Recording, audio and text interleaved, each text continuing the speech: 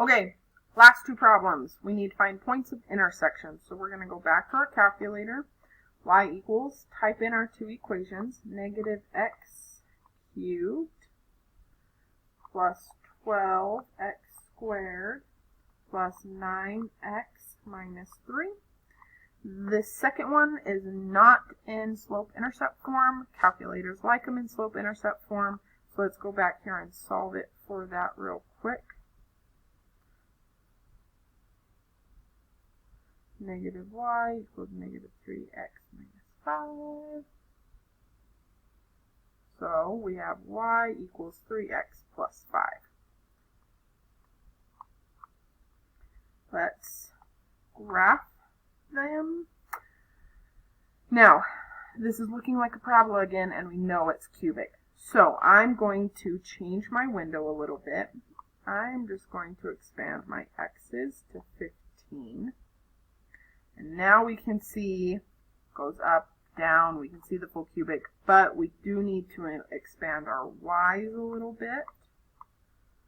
So let's go take our y's up to 25. Oops, almost. Let's try it again. Let's say 50.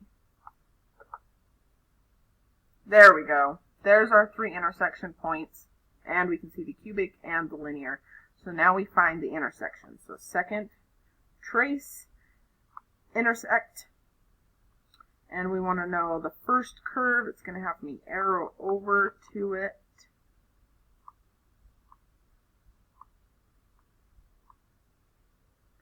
Let's find it. There we go. First curve on the cubic. Enter takes me straight down to the second curve, so I don't need to move it. Enter, don't need to guess. There's my intersection point. And we can write it down. Remember, truncate to 3 decimals. So we have negative 1.046, comma 1.861.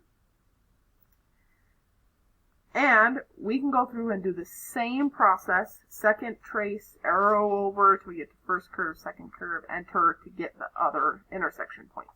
So I want you to pause the video now. Go through that process, try to find those other two intersection points, and then I'll show you what they need to be. Okay, welcome back. You should have gotten these 2 points right here. Now notice for the 0.615, I did include the 0 in front of the decimal. You'll want to do that on your homework as well. And for the 12.43, since it was a 0, I don't need to include that if I'm truncating, so I can just write it as 12.43. So there's those. Last one, we need to solve this.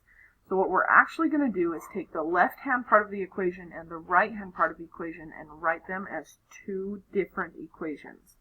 So y equals, clear both these out. So the first one, I want absolute value, so that is in math. Arrow over to the num, or number, and 1, absolute value. And then I have x squared minus 5. And in y2, I'm going to put the right-hand side of the equation, or 4. And I want zoom standard, because I just want that basic window again. And we've got this. Now, we want to know where that first equation, x squared minus 5, is greater than or equal to 4. So there's that line 4. We just want to know where it's greater than that. So we've got from negative infinity up to that intersection point, which looks to be negative 3. And if you want to do second trace and intersection, you can confirm that that is negative 3. Then it's also greater than 4 from negative 1 to positive 1, right there. And then from positive 3 all the way to positive infinity. That's the pieces of that graph that are on top of that line. So we're going to write it in both inequality and interval notation.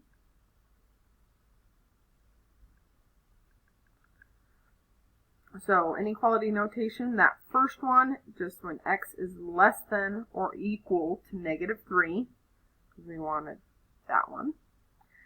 Then the next one was when x is between negative 1 and 1. And the last one when x is greater than or equal to 3. That's your inequality. Interval, this is where we use parentheses and brackets. So quick reminder, parentheses are where we go up to that number but don't include it. Brackets include it. And infinities always have parentheses. So we're going to have negative infinity up to negative 3. And we saw here, I want to include negative 3, so I'm going to do a bracket. I want to include both negative 1 and positive 1, so they both get brackets. And then I want to include 3 up to infinity. Infinities always get parentheses. So, there you go. Wrote it in both notations, and we're done. On Canvas, it tells you what pieces of your assignment to do next, so go ahead and do that.